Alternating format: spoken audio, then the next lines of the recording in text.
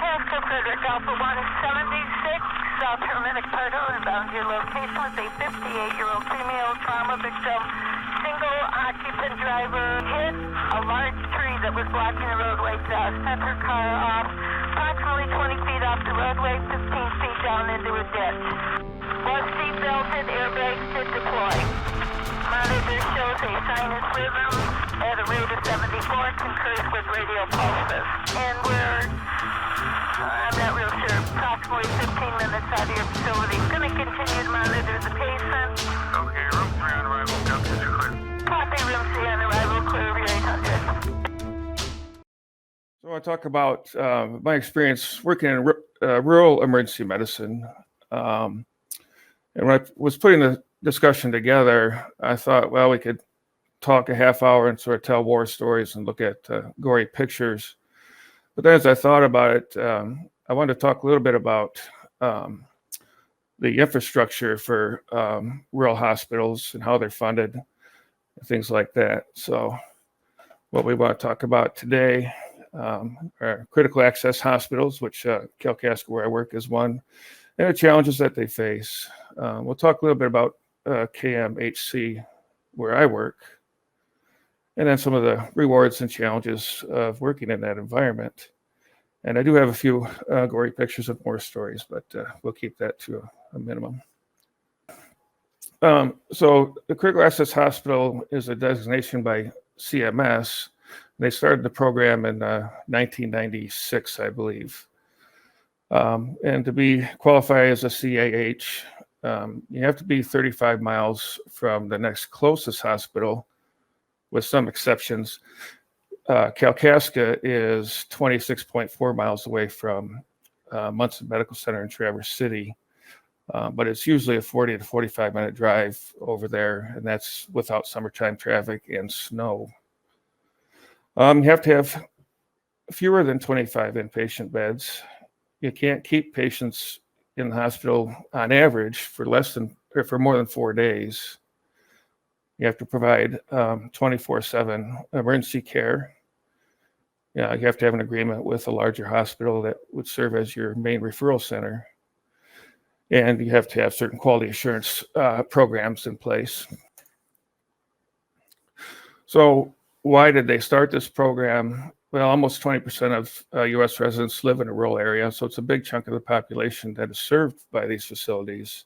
And rural hospitals were closing at an extremely high rate back in the 80s and 90s, and this program was meant to slow that down, which it has, and mainly through supporting them financially.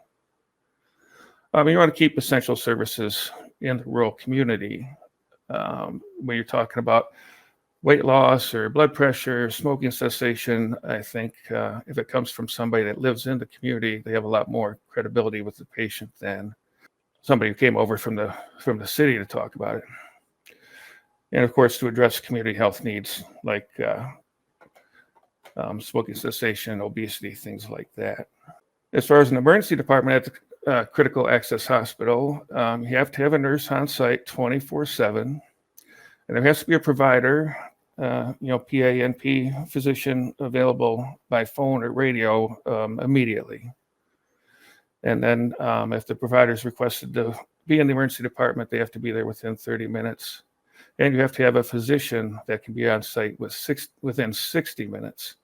So the way a lot of these places operate, and the way that Kalkaska used to, is you had a nurse and maybe an EMT or a paramedic in the emergency department. And when a patient would come in, they would call the doc over at his office, and he would come over and see the patient. And then at night, he would be home in bed. And if somebody came in, they would call him to come in. Many of the rural hospitals are just too busy to do that now and are staffed full time with providers and nurses.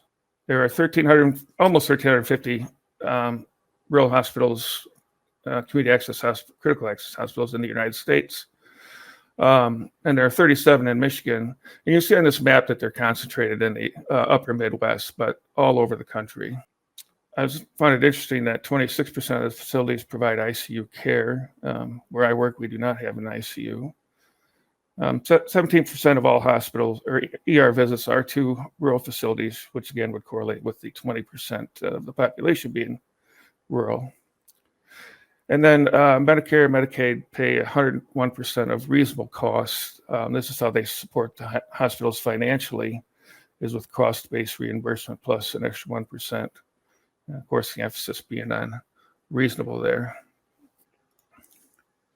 The big challenges that rural facilities face, first and foremost, is financial. There are a lot fewer commercial payers in the rural areas. Most of the people are coming in with Medicare and Medicaid for insurance. And rural patients tend to be older on average. They have higher rates of poverty, and they have higher rates of chronic illness. And the third challenge is attracting and retaining staff.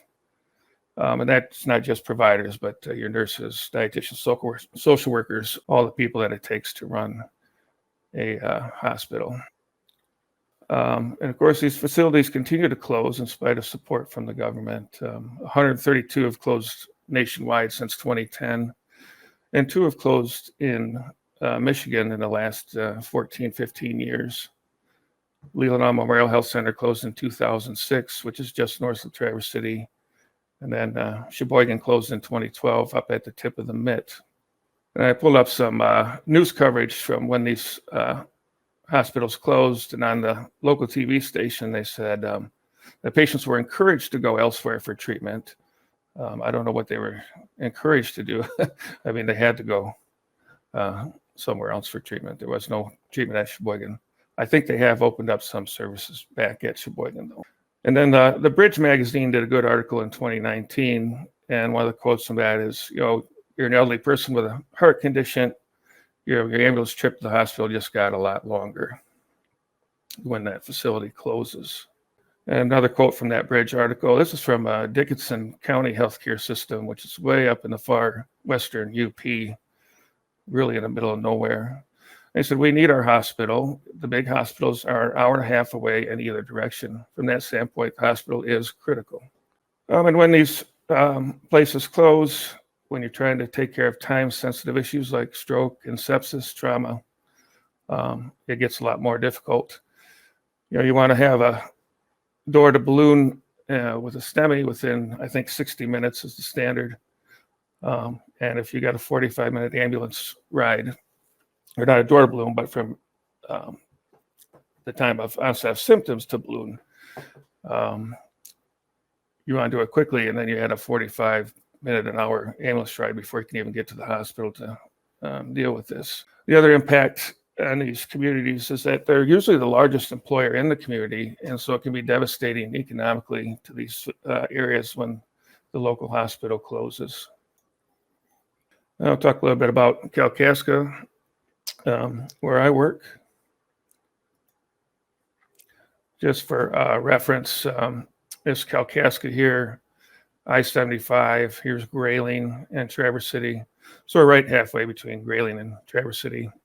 A lot of people who come up from downstate to Traverse City drive past our little hospital when they come up. And surrounding hospitals, it's Kalkaska in the center. We've got Cadillac, Grayling, Otsego Memorial. This is McLaren, Northern Michigan, up in Petoskey, Charlevoix Hospital, and then Munson Medical Center, which is our main referral center. So you can see Kalkaska draws from a pretty large geographic area. Even ambulance transports to our hospitals. Our hospital can be 30 to 40 minutes at times. So Kalkaska became a CAH in 99. We have 8 inpatient beds. We have a large primary care practice. We have specialty clinics every day at the hospital. There's a sleep lab, dialysis. We have long-term care and assisted living. We have our ALS ambulance service. And just within the last 5 or so years, we started doing outpatient surgeries. And just this year, our infusion clinic started doing chemotherapy, so patients don't have to go all the way to Traverse City or Petoskey for their infusions, which A lot of these patients really makes their lives a lot easier. Our primary care practice, we got 9 family practice physicians and 4 PAs there. And then there's 1 board certified pediatrician as well. The specialty clinics, some are available every day. Like we have psychiatry at the hospital every day. Others might be once or twice a week, and orthopedics is twice a week. OBGYN is 3 times a week. And others, things like cardiology, ENT, they may be once a week or once every 2 weeks. There's a question, does Manistee have a CAH? I think they are, but I'm not positive. They're part of the Munson system, and I think they are a critical access hospital. And I pulled up some inpatient numbers from Kalkaska, 164 admissions last year for a total of 424 patient days. So that comes out to an average length of stay of about 2.6 days, which again is keeping it within that 4-day window. If somebody's sick enough that they need to be in the hospital longer, they're supposed to move on to the bigger facility. And we also have observation beds that we utilize. We're kind of on the cusp right now of needing more staff for our inpatient service. There are days when I can't admit people in Kalkaska because they don't have the nursing staff for it. But there's other days when they don't have any patients admitted, so the nurses are sitting around. They're actually not sitting around, they're helping out in the emergency department instead. So we're trying to get over that hump where we can justify more staff and get more inpatient beds available. In the emergency department, we have 7 beds. And up until about 5 years ago, it was run by PAs and a few NPs, mostly PAs, but we had a few NPs in there. In 2015, we added one ER doc, and she's our medical director, Dr. Ansel. 2016, we hired Dr. Craven, who's our second physician. So the ER is still staffed 24/7 by PAs, and we have 1 NP right now. And then we have about 10 hours of physician coverage during the day. The docs are there during the busiest parts of the day. And then when the ER docs are not there, the family practice docs take call as our collaborating physician. I was going to say supervising, but it's collaborating. Another question, has outpatient surgery helped the bottom line at Kalkaska? Yes, I'm sure it has. We just built a huge, like 25,000 square foot addition to the hospital. And I have to believe that outpatient surgery paid for a big part of that bill. Yeah, I'm moving right along here. So if you have questions, throw them up there and I'll try to keep an eye on the other screen and answer them for you. In terms of our ER staff, everybody has a lot of experience. A lot of people came from trauma and ICU jobs to work at our place. They have to have all the usual life support classes. And everybody has to have advanced airway training and trauma training every year. So when you go to a conference, you're expected to take these extra courses when you go. We also like to have people have advanced pediatric life support, which if any of you have taken, is a fabulous class. And if you get an opportunity to take it, it's definitely worthwhile. It's a 2-day version of PALS with simulation models and the whole 9 yards. It's a really amazing class. The other course we like people to have is the CALS class, which is a advanced life support class for rural providers. And it's taught by docs and PAs that work in rural facilities throughout the country.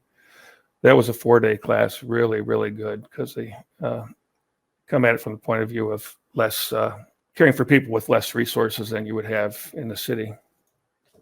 We saw over 14,000 patients last year, so we're a pretty busy emergency department. And we have ER and urgent care available, although when you walk in, you don't know whether you're in the emergency department or the urgent care because it's just all in the same physical location. but the billing is different. So if you come in with a sore throat, you'll be billed as an urgent care. If you come in with chest pain, of course, you're going to get an ER charge. We transferred almost 1,300 patients to larger hospitals. So, several people a day get transferred. Probably 95 to 98% go to Munson Medical Center in Traverse City. Our really sick kids, because Munson does not have a PICU, they go down to Helen DeVos in Grand Rapids for the most part. And I think we have a formal transfer agreement with them. And we also send patients down to Spectrum, Ann Arbor, and the two big hospitals in Flint. I transferred one patient to his hometown in Canada once because he did not want surgery in the American system. Looking at the map and how far people have to travel to get to what is oftentimes definitive care. A lot of times it's a big leap of faith to put a trauma patient who's got a blood pressure of 80 or 90 into an ambulance for a 40-minute ride over to Munson Medical Center. And then obviously the sick kids going down to Grand Rapids. The most critical kids we fly, of course. But any of you that have dealt with air evacuation, it seems like the helicopter's never available when you really need it. And that's an hour and a half, hour and 45-minute drive down there. And then you get out into the Flint and Ann Arbor, you're talking 3 or 4 hours to get the patient down. Another big challenge we have is the weather up here. Kalkaska is right in the middle of the snow belt. And I took this picture coming out of work one night. When I parked my car at 6 a.m. there was no snow on the ground. There was nothing.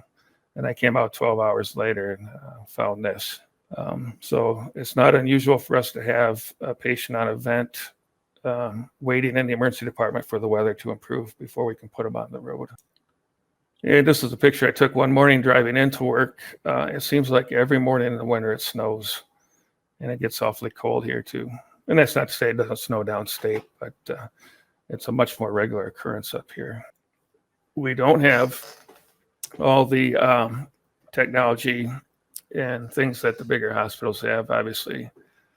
I took this picture after I intubated a patient in the emergency department and started him on a Diprivan infusion.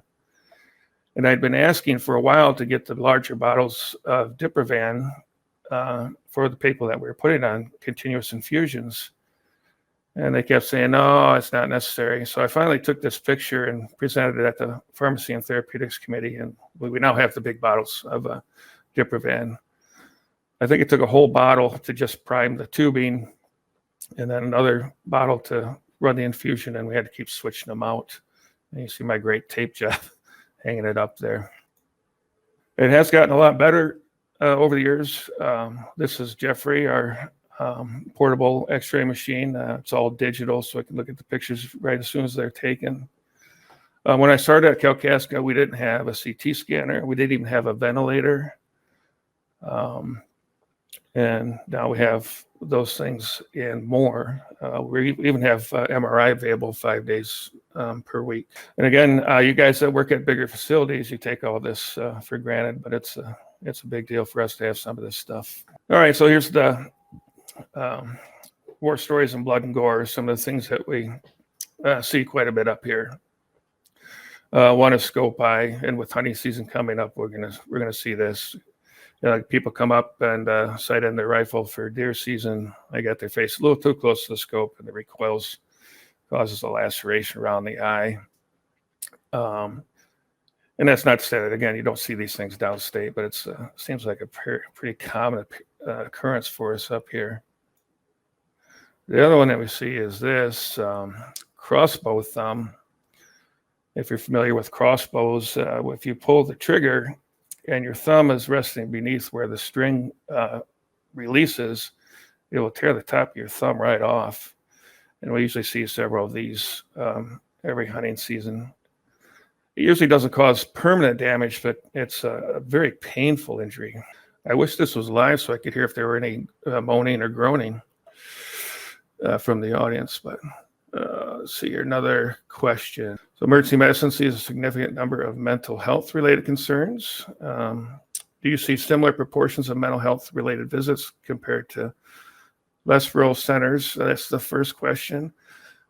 I don't know. That's a good question in terms of actual numbers. It seems like we see a lot, and especially with the COVID crisis, some people have really gone off the deep end with this. We do have our community mental health is located in Kalkaska, so we have pretty good access to those people, and they're very helpful. The issue we run into is trying to place people, especially pediatrics and geriatric patients. We'll have people spend 2 or 3 days sitting in the emergency department waiting to be placed. And the second part of the question, do you feel there are any specific barriers to accessing the appropriate level of mental health care or referring for appropriate follow-up?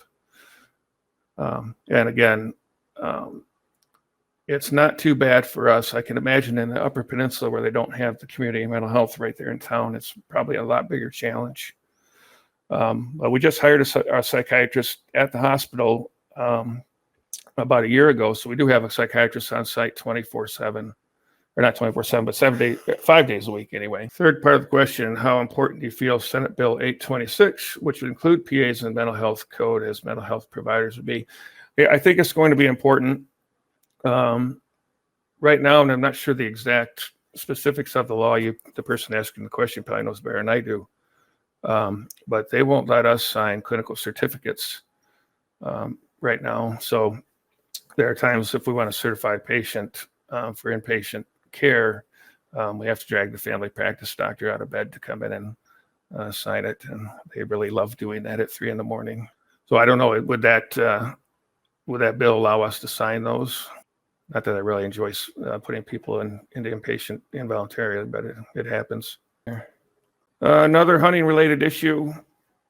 When I trained in the big city, these fractures were seen with drug dealers and drug users who were jumping out of apartment buildings to get away from the police.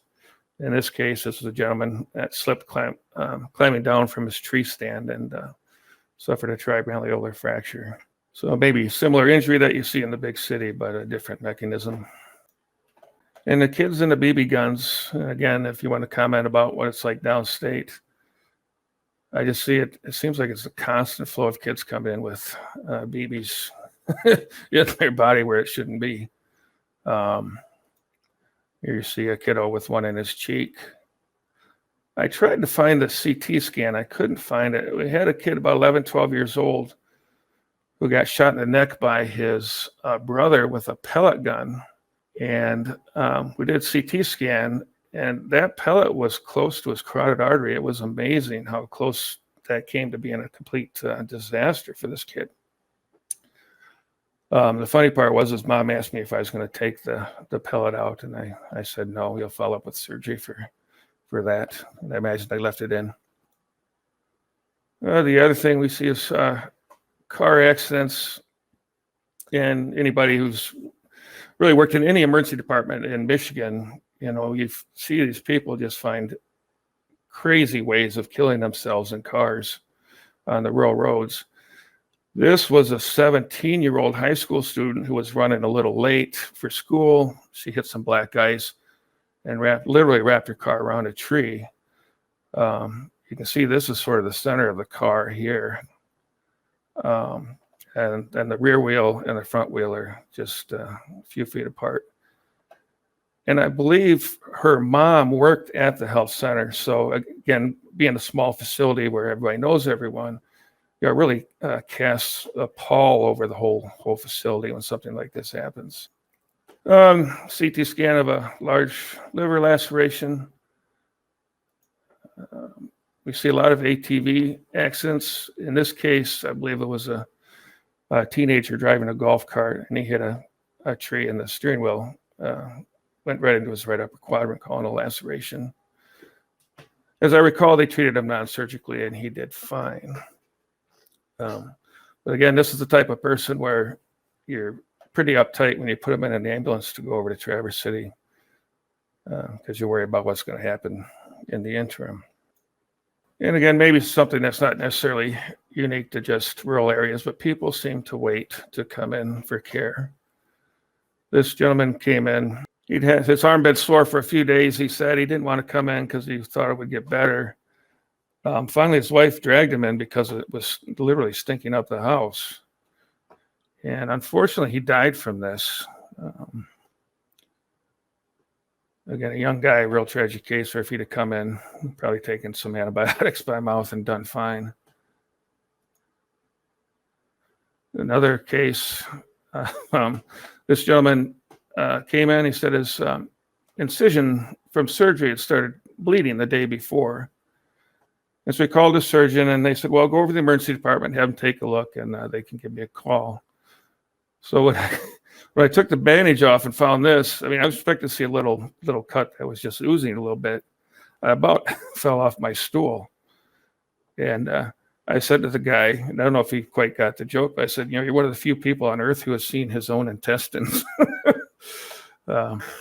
So he had surgery and did fine. All right. A few more slides to go here. And we're good on time, I think. So working at a rural facility, depending on how you look at it, you get to do everything or you have to do everything. This is Dr. Saylor, one of our family practice docs.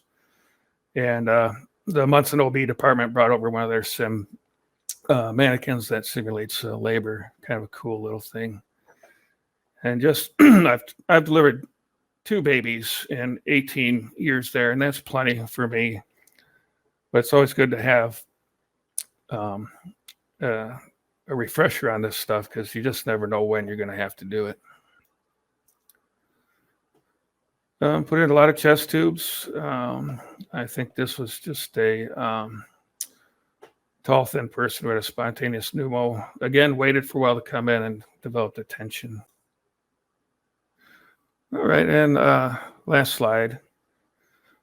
In summary, there's critical access hospitals are an important part of the healthcare infrastructure in the United States. We're always at risk of closing. There's always financial pressure. And these facilities present a real opportunity for PAs to use their full skill and knowledge base to make a real difference in people's lives. There are people who are alive today because Kalkaska Hospital is where it's at. People that would not have survived the extra 40 minutes over to Traverse City. Let's see here. Lisa Peterson said, I left ER in 2018 and downstate, even with several site facilities, we had a hard time placing patients, especially geriatrics and peds. So it's not just a rural thing.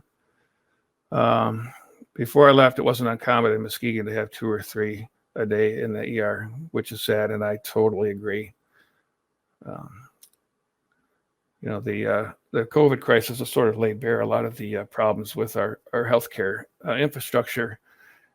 And no matter what your politics are, I mean, we've got to fix these problems. And I am not running for office because I don't know what to do to fix these. Rachel Deagle, I hope you're saying your name right. Thank you so much. I truly admire what you do. Amazing. Again, thank you. Thanks a lot. That's very nice. I love my job. I'm very fortunate. I wouldn't want to do it anywhere else, to be honest. Jonathan Borton did my ER rotation with Kalkaska back in 2006. Definitely prepared me for practicing rural medicine. Thanks. You're welcome, Jonathan. And that's awesome that you are working in the rural environment. We love having students. We have some Western students coming in pretty soon, and we'll see students from Central quite a bit. So if you know a student who wants a good rural rotation, we'll take you up in Kalkaska. All right, it looks like we probably are about out of time here. So thank you very much. This was interesting. I've never done a presentation like this. So I hope you enjoyed it, and you can send me questions through the moderator. They have my email and things like that if you have other questions. Lots of thank yous. All right, thank you very much, guys. Have a great day, and I'll be in the conference for the rest of the day.